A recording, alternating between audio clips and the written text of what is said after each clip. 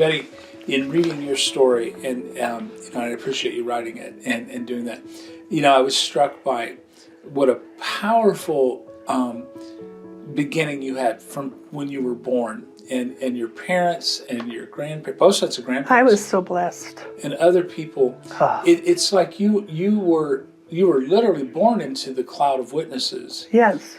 I practically followed in their footsteps, everything they did. My grandfathers, both of them, and my dad were all involved in administrative board, finance committee, Yep. Trustees, Methodist men, whatever the church had to offer, they were involved. The women, both grandmothers, my mom, they were involved in all the, it used to be WSCS, Right. Ladies Aid Society before that, UMW, now back to WSCS. And my family never believed that you were a member only to go and warm a chair for an hour on Sunday. Every single one of them did multiple things in the church. And it was, because it was about putting it into action. Yes. My parents belonged to, when they were young, probably before they were married, was a YOAD group. I don't know if you've heard of that, young adults. Okay. Probably post-high school or something that got together. And then they were part of Epworth League. Oh, yeah. That Epworth League group met for 50 years, once a month on Friday night. Really? And that was their core friendship group. And Right. I grew up in that, and they were all my mentors and teachers and role models. And their kids were, where they went, the kids went. I have been a part of 4 congregations all my life. My grandparents on Dad's side and Dad were members of Rockdale. Okay.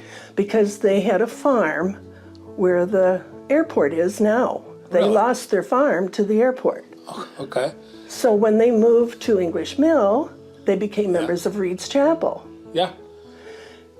When that closed, they became members of Center Grove. Okay. So they've been to 3, and everywhere Grandma and Grandpa went, I went. Yeah. I attended church sometimes with them and did their activities. Grandma was Sunday school superintendent at Reed's Chapel, so I was there in the Christmas program and Sure. everything along with all the kids, And You're like a church kid. just about. I mean, it almost... Just about, I was. What comes to my mind, and what comes to my mind is almost like your parents, family, neighbors, everybody, being a part of church was like not negotiable. You just did it. It wasn't. All of your church experience was pre-contemporary music. Oh, definitely. And I still can't, I can't take the volume because Fair. as you read, I Yeah. need peace and quiet. I can't handle noise like Yeah. that. But the old hymns is the difference. Oh, yeah. I'll listen to him all day long. Okay, good. I just listened to my Alan Jackson CD the other day. I love that one. Yeah, He's got all the goodies on there. Yeah, he does. We used to have a tabernacle hymn book. I think there's still a few down in the Wesley room.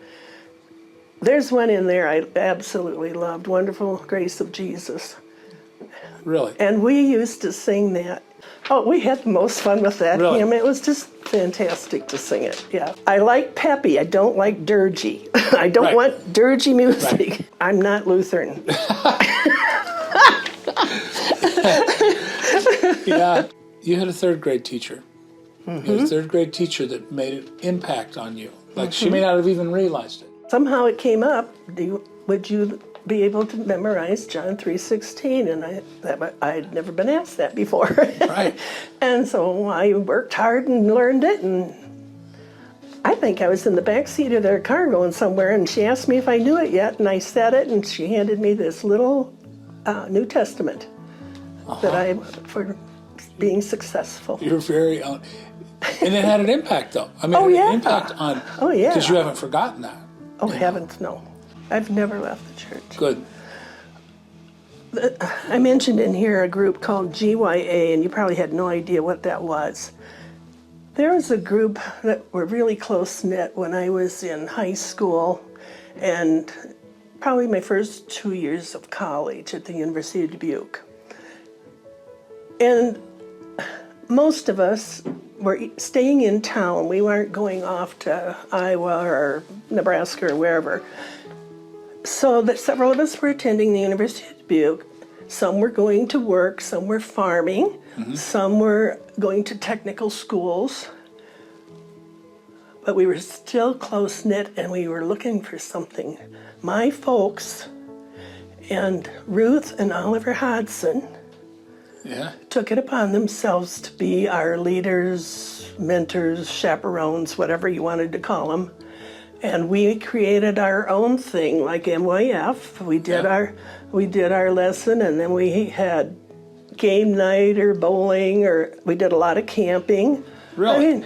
And that kept young adults attached to church. You didn't lose them the minute they walked out the door at school. Isn't that fascinating? All the different opportunities that you've had to serve God.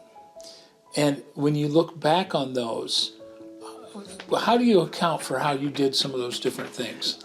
Well, the men in my life were all involved in the business part of the church, the ad board and all that.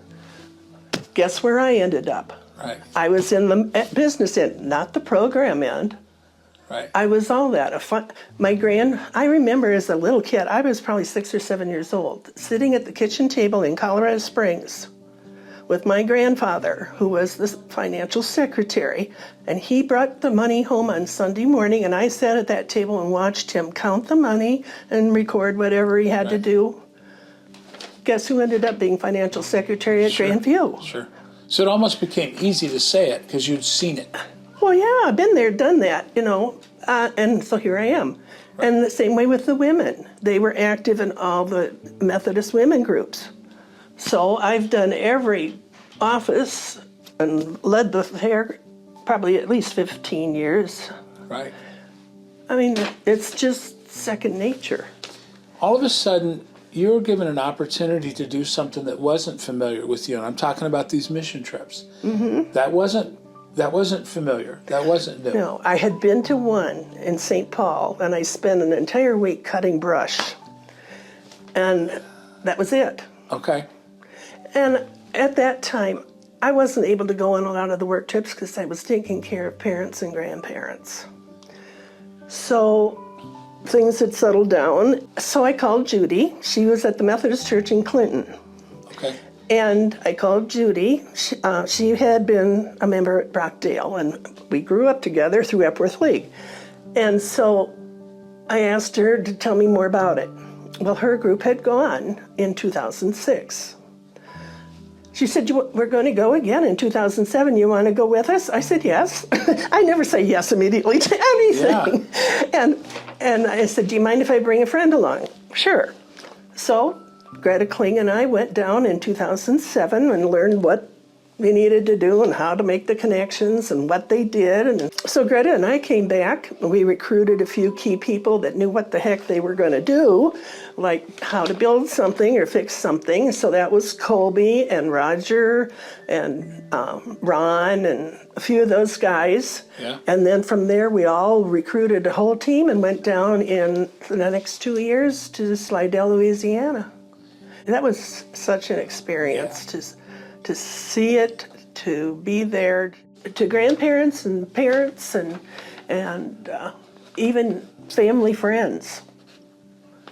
Be the role model, be the leader, establish that foundation for their family, and they need to do, not just attend. You don't diswarm the chair on Sunday morning. You'd get busy. Yeah. And there's no question about going on Sunday morning either. Right. And for the kids and the youth that are listening, follow your parents, follow your grandparents and what they're doing, learn from them, and someday you'll be the example for somebody else. I mean, it goes on. Don't be afraid to try new things. Yeah. Listen. Go where you think you're led. Yeah.